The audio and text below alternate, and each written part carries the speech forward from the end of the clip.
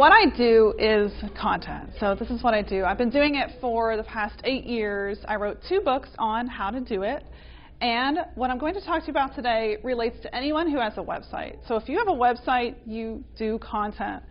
If you have a business, product, or services that you sell online in any way, you do content. But content only works if it's profitable. If you are looking to get business growth from it, you have to know how to do it in a way that's profitable. So that's what we're going to talk about today. So the strategic term, the industry term for doing content is content marketing. And whenever I tell my friends this is what I do, they usually have no clue what I'm actually doing. I might as well have been a Wookiee handler, but that would be a lot cooler. So what exactly is content marketing? Let's take a definition from a leading source in the marketing industry.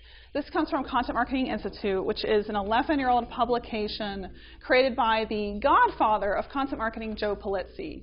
So he defines content marketing, CMI defines content marketing as a strategic marketing approach focused on creating and distributing valuable, relevant, and consistent content to attract and retain a clearly defined audience and ultimately to drive profitable customer action. So why do we care so much about content marketing? It is the new marketing. This is what our customers want from us. So instead of selling them, we are helping them. And today, 47% of B2B buyers are reading 3 to 5 blogs before they interact with a single salesperson. So that content is our salesperson most of the time. A forecast in the industry has said that the reason for the industry's growth, it offers a lower cost than advertising and a higher conversion rate. So lower cost, higher conversion rate. The entire industry is on the rise. It's set to be worth over $400 billion by 2021. So what do we mean when we say doing content? Usually that's in the form of written content, such as blogs, long-form articles. Ad copy can include content, so it can be a variety of formats. So for the past 8 years, I've been doing content to build my brand, Express Writers. 100% of our leads and sales come through our content today. So this is through blogging, infographics, guest blogging. I've written 2 books. I host a podcast. But primarily, most of our leads come through our blog, almost 98% of the time. So our blog is our engine for growth. So here's the kind of ROI we see from the content I create. So on the left is a graph from SEMrush, and on the right is a graph from Google Analytics. This was our site at the beginning. When we bought the domain, expresswriters.com, it was 2 years old. We published around 200 blogs in that first year. We had 140 keywords that were indexed in Google, which you can see through SEMrush. That is a great SEO software I use on a regular basis. And we had around 500 or less visitors a day. So all these are really low numbers. This is not what you want to see, but it's typical for the beginning. So we were earning under $30,000 gross a month as an agency, which that's gross, not net, so that's pretty low. So fast forward a few years later, our domain today is 5 years old. We've had it for 7 years. We have over 1,000 blogs published on our site. On the left, on SEMrush, you can see the data. We have 16,500 keywords indexed in Google through that content. And we're seeing anywhere from 2,000 to 4,000 visitors per day from that content. And our earnings directly correlate, so these aren't just numbers of traffic and growth. You want to see direct earnings. So we're earning anywhere from 70 to 120K per month. Altogether, that's 300% growth in just a few years. Can we invest in that sometime? So if you want to start making real money through content, you have to have a framework in place. This is your strategy. So this is something I teach in a course. I teach this in books. I've written about this in blogs. This is my 6-step framework to profitable content. This is the kind of content you're going to create on your site. This is your presence, your inbound presence that will attract leads over time. So we're going to blaze through this in the next few minutes. I'm going to get through all 6 steps. So hang with me. The first step is your fundamentals. This is where you start when it comes to content. The second step is getting to know your audience, being able to connect that directly to sales. Thirdly, you need to know your SEO, know the keyword to use on your site. Fourth, you're going to build online authority. This is where you consistently create content on your site over time. 5, that's the monkey work we were talking about a little bit ago. creating content that works on a regular basis. And lastly, budgeting, promoting, and maintaining your content over time to see success. So everything is easier if you know where to start. That's why we always start with the fundamentals. What do the fundamentals include? This includes your topic area to build content within. We'll talk more about that in a little bit. This also includes your content differentiation factor. What makes you different from everyone in the industry? This is what you need to know to stand apart from everyone else. Get clear on content marketing as a whole. So it's not writing a single blog post. It's not sending a tweet. It's more than that. It's consistent content over time. And I like to describe it as a net. It's a bunch of connected pathways that bring leads back to your site. And when it comes to what successful content looks like, the easiest way to look at this is to Google some terms in your industry. What would a typical buyer search for when they're looking for you? Search up these terms in Google. Look at the content in the top 3 or 5. That's your benchmark for your competition. That's what you have to do better than in order to succeed in Google. So when it comes to our topic area, this is how I like to describe it in terms of a circle. It gets really clear this way. So the center of our circle is our expertise. That's the middle of our circle. That's what we're comfortable with. That's what we do every day for our clients. Outside of that is what our audience actually wants to hear about. So let's say we're selling running shoes. Our audience doesn't just want to hear about shoes, the sizes, the type of product. They want to hear about health and running apps, hydration, warm-up exercises, maybe some knee health. How about some local events in their area? So we have to branch out to what they're interested in beyond just our expertise. So moving on quickly, the second step here in the framework is getting to know our audience, being able to connect that to sales. So we have to get to know our real audience, and what I really like to do is market research. And that term sounds a little scary, but all it is finding one person interested in your product or service and getting them on the phone with you. So it's really easy to do this.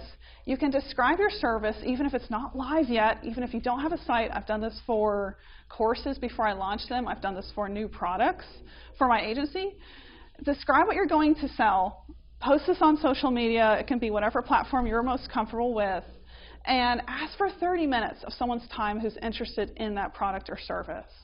How you can actually get them to do this is by offering them something for free. We were talking about this at our table as well. People love free stuff. So if you want to offer a Starbucks gift card, a free service that you do, for us that would be a free written blog post. So offer them something for free in exchange for their time. This is your ideal buyer. You really want to get them on the phone. Don't leave this up to email, Facebook Messenger. Talk to them. So once you have them on the phone, document. Really get to know them. Pick their brain. And every time I've done this, people love to open up about their problems, especially if they know that you could possibly solve it. You're the expert that could solve this problem. So they will talk your ear off about their problems. Document all of those. Those are pain points that you're going to create more content around to attract more people like them. So how do we directly relate this to our buyers? How do we make sure that all of this goes back to our products and services and we sell? We need to ask this question whenever we're talking to this person we're doing market research with. And again, you'll be surprised. People will really tell you the truth. You'll get some good stuff. This question, what's holding you back from investing? If you have the problem that I have the solution for. So typically, you're going to get money, time. No money, no time. Those are typical answers. Dig a little deeper when you get that. So for me, one person who had no money, he actually left his job over a year ago, and he was trying to build an agency, and he didn't have the services he needed he didn't have the skills he needed to deliver the right services to his clients. So whenever I was able to reorient his perspective to invest in himself, get those skills he needed, he actually bought the program, and he saw why he should. So sometimes it's just getting them a new perspective. If they don't have the skills yet, that's a reason they need to invest. So dig deep and always document as you do this. Write down in a Google Doc, type, write, whatever you like to do as you're talking to that person. Moving on, third, this is our SEO. This is our site content. We'll talk more about what SEO means in a minute, but This third step in the framework, this is how to get more traffic, leads, and sales. This is how to build your content in a way that really gets growth, like what Jessica was talking about with her site. You see growth in your leads and traffic. So this goes back to SEO. Search engine optimization is simply what that acronym means. This is getting found online for the search phrases that your ideal buyer is typing into Google. So use keyword tools to look up these terms. Don't guess on these terms. My favorite tools to use are SEMrush and Keyword Finder. And we'll talk more about how to look for the right keywords in a second. But here's one of my favorite tools, Keyword Finder in action. So on the right, the numbers are your keyword difficulty score. This goes from 1 to 100. So if we were going to build some content for a t-shirt company, we're looking up women's graphic t-shirts. We have a keyword that scores 37 out of 100. That means our competition is very low. We will be able to create content and rank in the top 5 of Google with no problem. Out of 100, 37 is an excellent score. So tools like Keyword Finder can really help you uncover what terms to use and what scores are actually attached to those terms. So here's how to find a good keyword. First, it always needs to be relevant. So if you're not attracting the right people, they're never going to buy. So the terms have to be relevant to what you sell. Secondly, it needs to be low competition. So it needs to score 50 or below on that difficulty meter. And those tools can really help you discover that score. Okay, so moving on. There's a lot on each point we could talk about, but we're going to keep moving. 4, so we're going to build our online authority over time to really be known and found. So this is where the magic happens in our content strategy. I really like to describe this in terms of a house. So think of your presence in Google. This is your site. This is even your social media. This is what someone experiences when they interact with you and your brand. They're basically entering your house.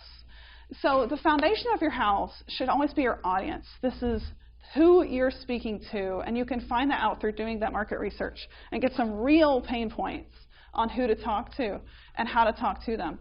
Then knowing the terms they're searching whenever they're looking for you online, that's part of your foundation.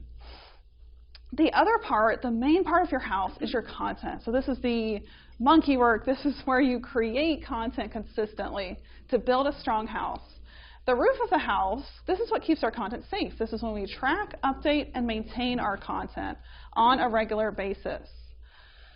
So how do we do this? Here's a short to-do list. First, we need to get aligned with SEO, so research the right keywords to write content for. Next, make sure you're creating strong web content. Go back and look at the content that's ranking in the top 3 of Google. That's your competition benchmark. You have to create stronger content than that. Focus on good design and usability. Move to a new platform. Jessica, you recently did this. If you need to, it's worth the time and the investment to make sure your site is really strong. Get consistent with your content to see results, and always quality over quantity. People don't invest and move forward with you based on how often you post. It's based on the quality of your content. Quantity does tie in, but quality comes first. So why do we put so much time here and focus on our content presence on our site? It's because of this. SEO content leads have a 14.6% close rate, which is huge compared to advertising, cold calling, those other methods that get anywhere from a 1 to 2% conversion rate. And we consistently see this with our blog and our leads that come in and contact us through our site content. We see 14 to 15, sometimes 16% conversion rate. And it can also be very quick, the amount of time it takes to close this lead, because they already trust you. They've read a piece of content from you that they love. So they're much more willing to put down their money and invest in what you have to sell. So the 5th step of our framework here is to create content that works. This is where we really have to put in some elbow grease into our content strategy. So what does this look like? First, get a process down. And that process does include scheduling it into your day. Make sure it's scheduled in. It also includes researching topics constantly. So that could include looking at those keyword tools. I look at keyword tools twice, sometimes 3 times a week, looking for new keywords I can write for. Think about trends in your industry that you could add a unique perspective on. That could be a great piece of content. And don't be afraid to get content help. My agency, Express Writers, was first started because I didn't have the manpower to create the content I needed to see my business to the next level. So that's where my content agency came from, was that need. And today, now we serve hundreds of marketers and agencies on a regular basis with high quality content. And make sure your content matches your audience's pain points. The keywords are important, how you do it is important, but the format, images, all of that, but make sure it's really reaching your audience and speaking to what they are needing specifically. That's their pain points. And always focus on quality to be known as an authority over time. Moving on to the sixth step in our framework. This is what keeps our content going, keeps our presence strong in Google. You want to maintain, promote, and budget. So past content maintenance, that can return immediate results. SEMrush is a great program to use to track what's ranking on your site. It will immediately tell you what's ranking for what keywords. There's other tools you can look up and use as well. My favorite is SEMrush. So look at what's ranking in Google on your site using a program like that. Look at the content. Make sure it's reflecting your current brand standards. If it's not, you need to go in and update it. And sometimes whenever I have gone in and updated content, it's resulted in next day sales because someone interacting with that high-ranking content, if they like what they see and it really represents you at a strong level, they may be ready to purchase, call you that day. That's happened with us time and time again. So with promotion, make sure you're sharing your content. Build that list. Start using software tools like MailChimp, Aweber, Campaign Monitor. I use ConvertKit. Super simple. So make sure you're telling your people when you publish a new piece of content. Send it out to them through email. Share it on social media. Tell your fans about it. Budget. This makes sure that your content happens. Make sure that you have a budget set up for consistency. So that was just a bird's eye view of content strategy with a few techniques like market research. You can literally hop on Facebook, type out a description of what you do, look for someone to talk to right away. And that has dramatically helped how I create content with courses, products, services.